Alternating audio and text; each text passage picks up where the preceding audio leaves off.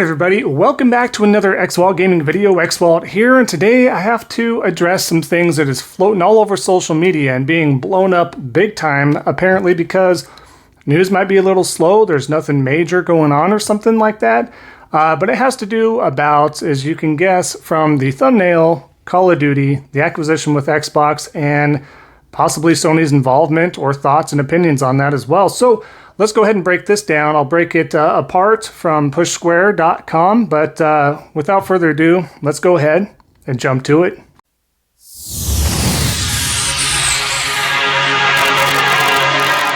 Alright, so like I was saying, what I want to go over is the upcoming acquisition. It is not yet finalized for the Activision Blizzard acquisition for Microsoft themselves. So it's yet to go through, more than likely like 90% sure it's going to go through.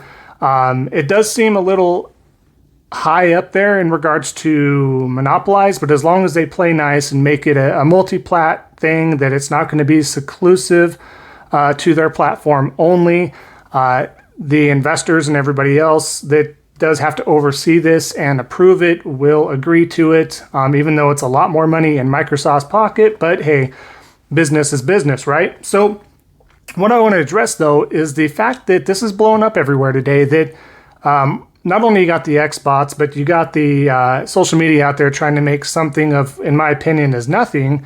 But let's take this from Push Square. Let's break this down. These guys are really going for that clout and realize that they are generating much more clicks for creating more controversy. But let's go through this as we go. Sony sounds terrified of Xbox's unprecedented Activision Blizzard buyout, and it's easy to understand why. While the Japanese giant has historically had its own way in the console business, it now finds itself up against a competitor with unrestricted access to its parent company's trillion-dollar deep pockets, and it's unquestionably shook. As regulators continue to paw over the acquisition before it's approved, Reset Era spotted a questionnaire submitted in Brazil in which the PlayStation maker was asked about its thoughts on the near $70 billion deal. Its responses are fascinating because it's in the firm's best interest for the buyout to get blocked, obviously, even if Microsoft has claimed that franchises like Call of Duty will remain multi-platform. Which they said the same thing with the Bethesda stuff, which some of their games will be, but most of them will not, especially going forward. So let's see if there's a play on words here eventually. But anyways, going back to it, specifically the manufacturer points out that Call of Duty is an essential game, a blockbuster, a AAA game type that has no rival, and a release that can influence users' console's choice. Sony says that it is impossible to create a competitor, or even if it could stump up the cost, the series is so entrenched that it would not be able to rival it. Each annual Call of Duty release takes approximately 3 to 5 years to develop, the company said. As Activision releases one Call of Duty game per year, this equates to an annual investment of hundreds of millions of dollars. Approximately 1,200 people work on each version, and another 1,500 are involved in publishing and distribution. Thus, Call of Duty alone has more developers than most game companies employ across its entire development portfolio, even AAA studios.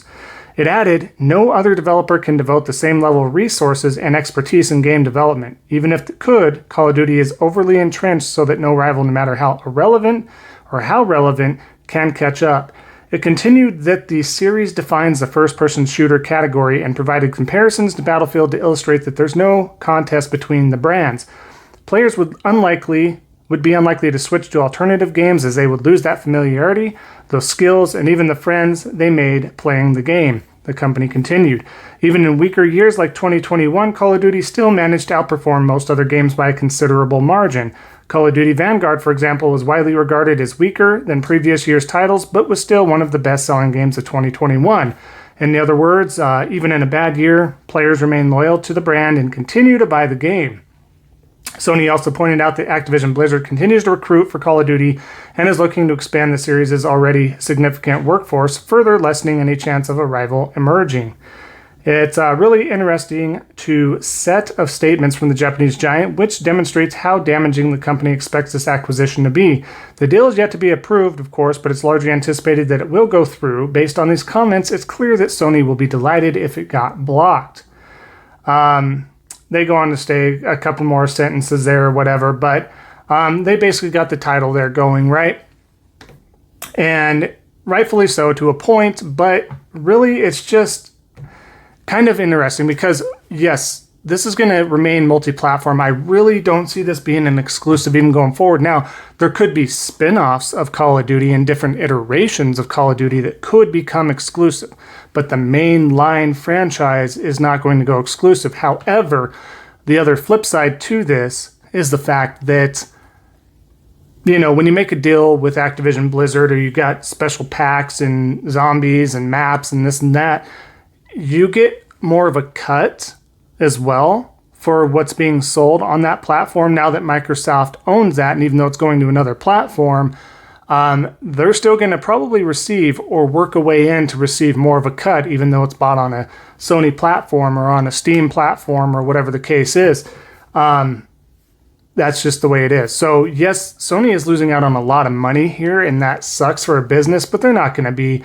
People are coming out of the woodwork saying Sony's doomed. Sony's not going to be able to fund the types of games it has. This, that, and the other. It's not going to happen. Nothing bad's going to happen. Yes, a business is very irritated that they're losing out on more money. This can be reflected in multiple different ways to the consumer. So as a consumer standpoint, that could reflect to us in other ways. They might introduce different types of microtransactions into these AAA exclusives from Sony's side, which sucks, and hopefully that doesn't happen. But a lot of things can be happening, different routes to be taken to accrue that money back. Spider-Man's on lockdown on the PlayStation. We now have Wolverine. Those are big selling IPs and known characters, and the data is out there and such like that, whether it's video games or action figures or whatever the case is. When it has Spider-Man or Wolverine attached to it, it sells big numbers. Obviously not as big as Call of Duty because, like they said, it's been around forever and it's synonymous, and it's a copy and paste game. And don't take offense to this, folks, that are major Call of Duty players out there, but it is a copy and paste game, just like Madden is, just like FIFA, just like everything else. Yes, they introduced some new features. There's a new story. There's a new this and that and maps and whatever the case is. Maybe some new guns and stuff, perks. But overall, it's a copy and paste game, and people are paying yearly for this game full price. Even though it drops by $20 in like 2 months, people still go out and buy it day one, and now those games are still going to be $70 for the new gen systems out there, whether you're Xbox or PlayStation. And yes, the interesting part of this that I feel is this could arrive and will probably arrive on Game Pass day one. So if you're already subscribing to that service, that's not a hit to you. But regardless, even if it wasn't, people are still going to buy this day one at $70. The major Call of Duty fans, you got the casuals and you got the hardcore Call of Duty fans out there, and everybody else in between that may do it. I'm not a big Call of Duty fan. I could care less personally. You can even check my profile. The last one I played was, I forget which one it was. I really do. It's already been quite a few years, and I bought that out of the hype, and I decided, let me try jump back in there. Still the same old stuff to me. Nothing really changes. So I elect to not follow along that, and it's boring to me at this point. And I'm a huge NFL fan, so let's take Madden, for example. I still don't buy Madden every year, too. I have to wait every few years to really feel like I want to pick up the new gameplay, to feel like it's changed at least enough to justify it. And even then, I'm not paying full price. I'm waiting for that to at least hit a minimum of a max of $39.99. I won't pay any more than that for a Madden game. And I'm a huge football fanatic on the NFL level. So, I'm just not a fan of copy-paste games. Now, if they do a lot to change a bit up and stuff like that, or if it was more synonymous with like a story or a whole new setting and stuff, but when it's copy and paste games, personally, I'm not a huge fan. That's just a kind of a side tangent here, but Call of Duty obviously is a big name. You can look up the top selling franchises of all time, the top selling games of every year, and it is always up there. So the name carries weight. As a business, Sony is definitely irritated. Any business would be if they got that kind of ripped away from you and you don't have control to make deals or anything like that when it was originally a third-party game. So it is what it is, but it's not doom and gloom for Sony. It's not doom and gloom for anybody else. People are going to ride the coattails of this, but I'm out here to tell you the truth, not to worry about a thing. It's going to be just fine. You're still going to be able to play Call of Duty, and guess what? Game Pass can be played on literally anything. So if you're not married to your platform of choice, you do have options on PC, Now the Steam Deck, if you get your hands on one, as well as any sort of Xbox console, and you can stream the stuff on your iPads, your other tablets, soon to be TVs on certain TVs, and even more to follow. So it's going to be very accessible. Nothing to worry about if you're a major Call of Duty fan out there. You're going to be able to get your hands on it, and probably fairly cheap because Game Pass, right? So there's a lot to be happening. I expect, again, the acquisition, everything to go through. So it is what it is, but don't let these folks freak you out. If you are a main PlayStation fan or something like that, and you're like, what's going to happen now? Are we doomed? Are we not going to get the quality? We are. There's just going to be some other routes and avenues in order to make some of that income back. So we'll see what happens. Sony's also the only ones doing anything with VR when it comes to an actual console as well. Obviously we have Oculus and Quest and stuff out there that is working for the PC, but as far as a home console that's a little more accessible and easier to set up and maintain, we do have VR there, and they have other avenues, like I said. So not to worry one bit, but I'm not going to keep rehashing this, but believe me, I would tell you straight up, I'm not going to lie to you guys, if there was an issue or if I thought there was truly a concern. This is absolutely nothing, just some more fuel for the fire of the fanboys and the media to get those clicks. So stay tuned and we'll go over that some more as more news comes on, but don't worry. Appreciate you sticking around, everybody, to the end of the video. Much appreciated. We are at 283 subs.